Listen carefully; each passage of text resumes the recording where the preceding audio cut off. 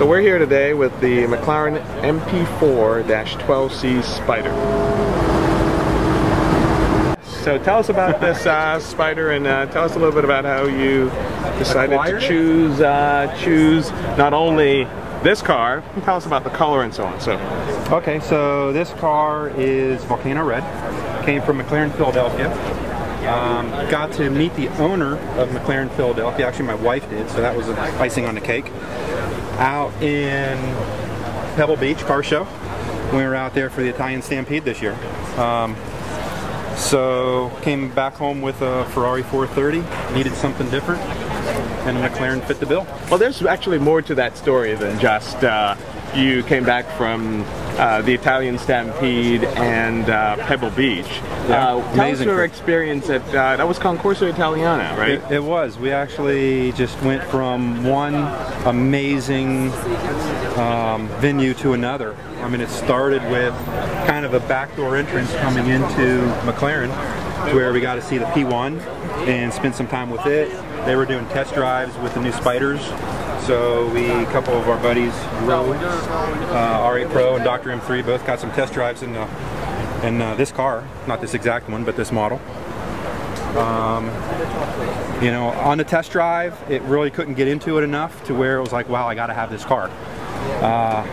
But the uniqueness of it, so jumped into it and tried it. And within the first trip or two, realized this was absolutely the right choice. Because on a test drive, you just can't get the full feeling of a car, how it performs. When you own it and can really get it on the roads, you know, open it up on the streets and highways and back roads and twisties, the car just comes alive. So when you were at Concorso Italiano, you had a 430 Spyder, and you were within a sea of other 430 Spyders. It was all red. F430s. All red F430s. All right. Which it was an amazing car. It's just the popularity, the recognition of the Ferrari is awesome. I'm going to make a lot of Ferrari fans mad, but it wasn't unique enough. This has an extremely high unique factor on this car. So tell us about the power plant on the 12C Spyder here. It's a V8, and my specs aren't going to be perfect, but it's twin turboed. It's not as noisy as, say, a, I don't know, Pagani Huayra, but nothing is. Oh, you did drive that car too, I understand. From, that was insane. Yeah. So the power plant makes 616 horsepower, twin turbo.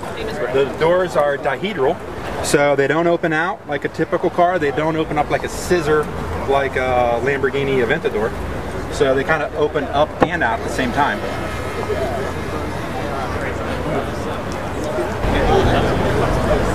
And that's the entryway into the cockpit.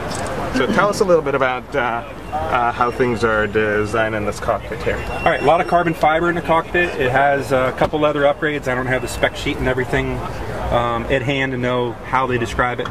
But the red stitching throughout the dash, the carbon fiber throughout the dash, the carbon fiber steering wheel was all very attractive items to me. Very simplistic dash. Big tack right in the center. And here we go. I should be able to reach in and make it come alive. So large tack in the center, small digital speedometer. You're looking at the tack most of the time anyway. Oh yeah. And so Alcantara, it looks like Alcantara on a lot of the linings, the headliner for the top when it's up.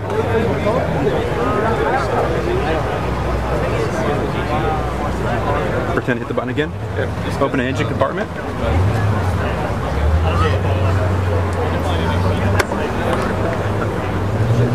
Well, it's amazing that this small engine produces... Almost all the maintenance and everything they say is done from underneath the car. Really? So they'll lift it up, take everything off on the pans, drop the pans down, and access to everything from there. The side scoops, the car actually becomes quite narrow when you see where the real body is, because how the side scoops turn in. Yeah. So there's only need for one windshield wiper. It's a very narrow cabin. Yes. So we're in the cockpit now, and it really is, I mean, when you get in, you're really tucked in, right? You're tucked in. Yeah. And there's enough elbow room. It's very comfortable for two people without much space for A lot of extra nonsense. This is a fun car to drive.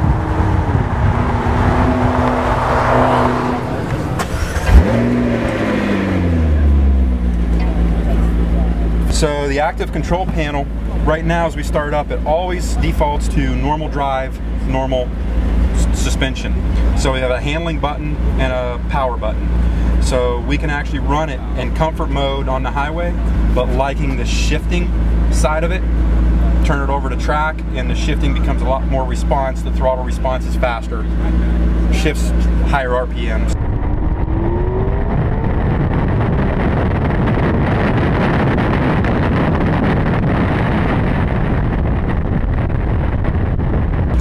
Once you make a change, you have to hit active to engage it. And then to engage all this, you touch the active button. You'll see these will probably light up.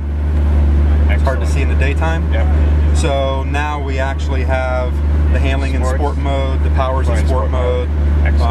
Believe it or not, I actually drive it in track mode. Oh, really? For the power. I like the shifting points. It seems a little bit more in tune with where I think it should be.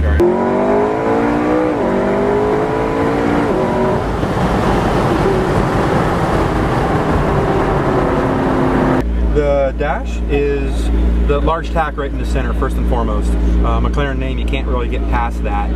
The speedometer down on the right corner of the tack, it's just digital, and it's just what you need because you're looking at the tack way more than you're looking at the speed. The other parameters, scrolling through the side gauges, can raise the front of the car,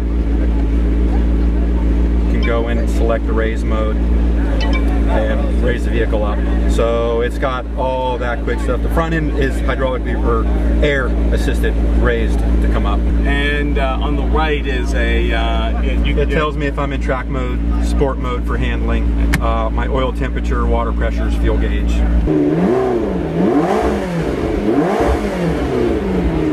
Sounds awesome.